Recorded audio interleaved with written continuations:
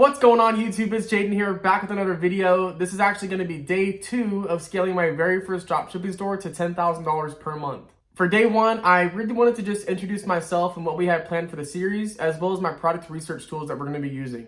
And just as a recap, we decided to use my ad finder to see if we could find any good products. And I also really wanted to just clarify first and foremost that this is not going to be a tutorial for a couple of reasons. Reason number 1 is because it's 2024 and there are plenty of resources and free courses all over the internet. So I kind of felt like it was pointless to just keep repeating what everybody else is already saying. And reason number 2 is I really just don't want to be responsible for teaching you guys something that I haven't quite mastered myself. Now, let's go ahead and talk about how day 2 went. So what I did first is I went to a bunch of different name brand and dropshipping type of sites and filled out my information on the checkout carts. And by doing that, that information is actually going to get relayed to Facebook because all the cookies that get tracked across the internet, Facebook is now going to see me as a potential buyer for an online product. So when I open up Facebook, my entire feed is full of dropshipping products, or so I thought.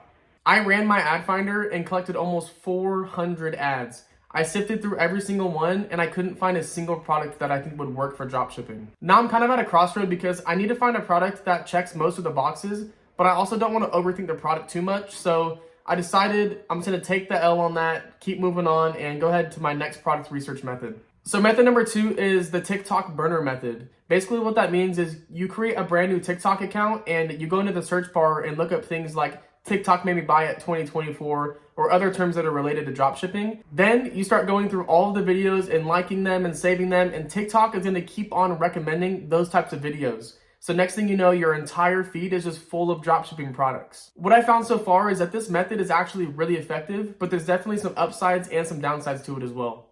The upside is I get plenty of options to choose from. My entire feed is just dropshipping. I mean, every single video I get, I make sure I like it, and you just keep on scrolling and all you'll get is dropshipping products so that the variety's there. The downside is how do you find a product that's actually selling and working? Because when you use my ad finder, you're able to click on the ad library and see how many ads they're running and which ones are winning. But on TikTok, you can't really do that. You can go based off of likes and comments and shares, but that doesn't always equate to sales. So far where I'm at as far as product research goes is I use the TikTok burner method and I found about 10 different products that I think could sell based off a few different factors. But like I said before, this is not a tutorial, so I don't want to go too deep into why I chose those products or why they caught my eye, because I don't want to be responsible for you guys picking your products. And especially when you start running ads and using your own money, I don't want to feel responsible for any losses. The main reason I wanted to share this as my day 2 is because I would consider this an early failure. While it's extremely important to recognize both wins and failures across starting a business or really anything you do in general,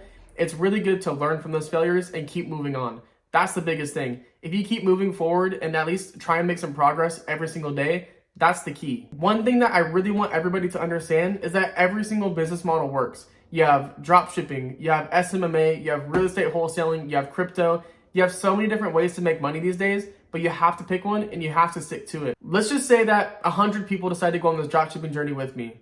Statistically, only half of them are going to go out and find a winning product. Now, out of that 50 people, only 10 of them will remain that are actually going to finish their website. And out of that 10, really only 5 of them will decide to run ads. And out of that 5, there's only going to be one person that decides that they want to get better and better and keep running ads and optimize their pages and optimize their website and start making sales. The biggest thing here is to not be that 99 other people. You have to be that one person that sticks to it and keeps going until the end no matter what.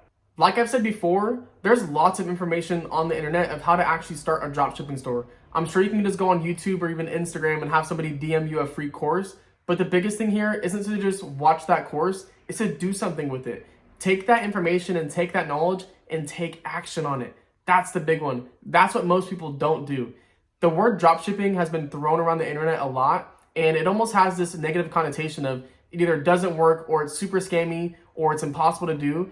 But the reality is the people who make it happen are the people who just kept going and never gave up. To end day 2, I really wanted to just keep it short and sweet, give you guys a quick update on where I'm at with my journey, and also check in on where you guys are at with yours. So comment down below, let me know where you guys are at so far, because for day 3, I really want to get the website up and going. I have seen on the internet that when I make these types of series, and especially as I'm doing weekly updates, I shouldn't share which product that I'm selling or which product I went with, because it could actually affect sales on my store. So what I'm deciding to do is I'm going to show you guys the niche that I decided to go with, because when you pick a niche, you can test products within that niche and really understand the market that you're targeting So I'll discuss with you guys the niche that I chose and why, but then as far as the actual product goes, that's going to be up to you guys to figure out and find your own. Thank you guys so much for being a part of this journey. I really do appreciate it. If you do have any questions or want some insights on dropshipping, you can go ahead and drop them in the comment section below or DM me on Instagram at JadenThies, and I can definitely do what I can to help you guys. Like I said, we're in this together. This isn't a tutorial, but I'd love to see some success come out of people who watch these videos. Thanks again, guys, and I'll catch you on the next one for day 3. Peace.